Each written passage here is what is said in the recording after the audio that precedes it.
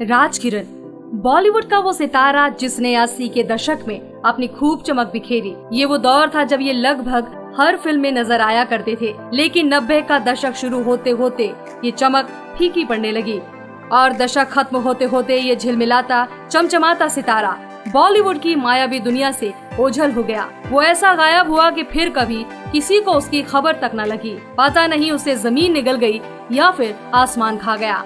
आपके लिए यकीन करना मुश्किल होगा कि लगभग 30 साल हो गए, लेकिन आज भी किसी को नहीं पता कि वो कहाँ है भी या नहीं।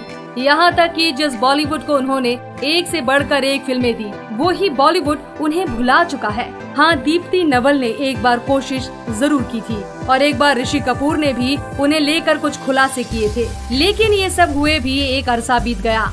कभी खबरें आई कि वो अमेरिका में टैक्सी चलाते हुए देखे गए, तो कभी उनके अमेरिका के पागल खाने में होने की खबरें आई। आज के इस वीडियो में हम बात करेंगे अभिनेता राजकिरण की। वो टैक्सी चलाते हैं या फिर पागल खाने में हैं? आखिर कैसे और क्यों हुई उनकी ये हालत? ये सब जानने के लिए बने रहिए हमारे साथ वीडियो के आखिर तक। माँ, मेरी समझ में नहीं आता आजकल तुम्हारा दिमाग कहाँ रहता है?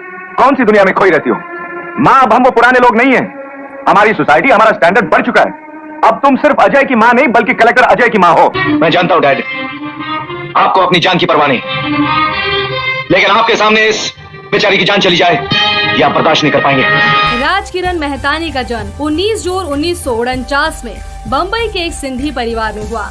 राजकिरण ने फिल्मों में अपना डेब्यू साल 1975 में बी.आर. इशारा की फिल्म कागज की नाव से किया था। बी.आर. इशारा एक ऐसे डायरेक्टर थे जो जाने जाते थे नए एक्टर्स को मौका देने के लिए। उन्होंने परवीन बॉबी, रीना रॉय, डैनी डेंगजोपा, राजा मुराद जैसे कलाकारों की लॉन्चिंग की।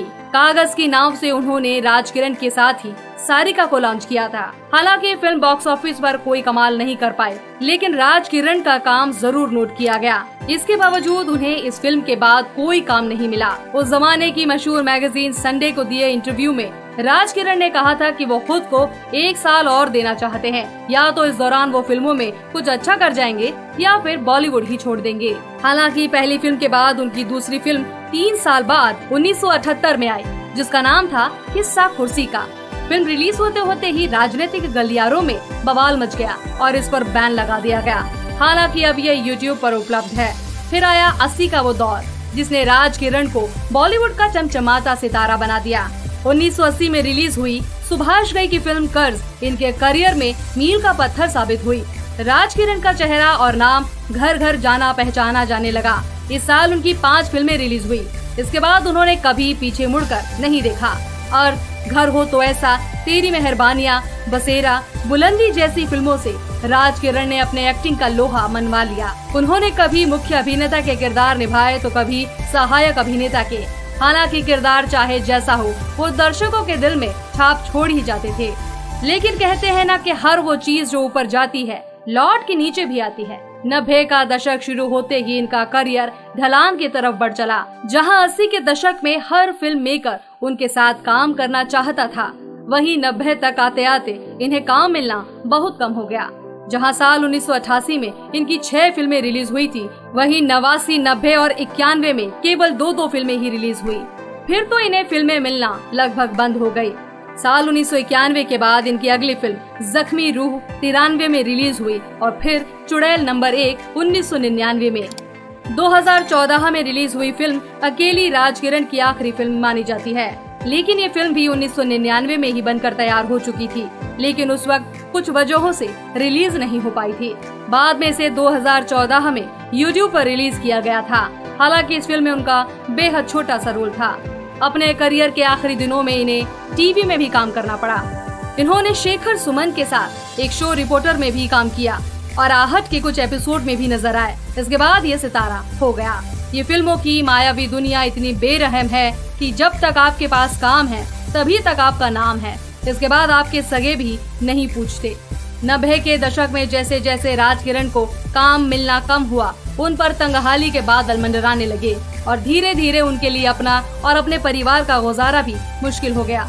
ऐसे मुश्किल हालातों में अपना परिवार ही सबसे बड़ा सहारा होता है, लेकिन इस मामले में राजकिरण ज्यादा किस्मत वाले नहीं थे। तंगहाली के चलते घर में झगड़े होने लगे। उनकी पत्नी रूपा मेहतानी अपनी बेटी को लेकर उनसे अलग हो गई।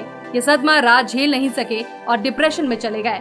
इसके बाद किसी को नहीं पता कि वो कहाँ चले गए। राज किरण के साथ हिप हिप हुर्रे में काम कर चुकी दीप्ति नवल ने सोशल मीडिया के जरिए उन्हें ढूंढने की मुहिम भी चलाई। उन्होंने लिखा कि मैं फिल्मी दुनिया से अपने दोस्त राज किरण को ढूंढ रही हूँ। मैंने सुना है कि वो न्यूयॉर्क में कैब ड्राइविंग कर रही हैं। किसी को कुछ जानकारी हो तो बताएं। इस पोस्ट से लोगों को ये पता चल गया कि शायद राज अमेरिका में टैक्सी चला रहे हैं। उनके फैंस के लिए किसी झटके से कम नहीं था, लेकिन अभी सदमा लगना बाकी था। साल 2011 में ऋषि कपूर का अमेरिका जाना हुआ, जहां वो राज किरण के भाई गोविंद मेहतानी से मिले। गोविंद ने बताया कि राज अमेरिका के ही पागल खाने में है, जहां उनका इलाज चल रहा है। राज किरण की एक्टिंग देखने वाले लोग राज किरण की हालत सुनकर भौचक्के रह गए। आखिर कैसे कभी अपनी एक्टिंग से सबको दीवाना बना देने वाला आज पागल खाने पहुंच गया था। हालांकि राज किरण की बेटी ऋषिका ने ऋषि कपूर के दावों को झूठा बताते हुए कहा कि कोई नहीं जानता कि राज किरण कहाँ है। राज किरण एक ऐसा कलाकार जो आया और बॉलीवुड की दुनिया में छा गया और फिर अचानक ही गुमनामी के अंधेरों में खो गया। हम नहीं जानते वो आज कहाँ है, लेकिन यही दुआ करते हैं कि जहाँ भी हो अच्छे से हो। आपको हमारी जानकारी कैसी लगी कमेंट बॉक्स में जरूर बताइए। वीडियो अच्छा लगा हो तो लाइक कीजिए, शेयर कीजिए। चैनल पर अगर नए हो तो सब्सक्राइब करिए और नोटिफिकेशन बेल आइकन जरूर दबा दें। फिर मिलेंगे एक और नए वीडियो के साथ। नमस्कार।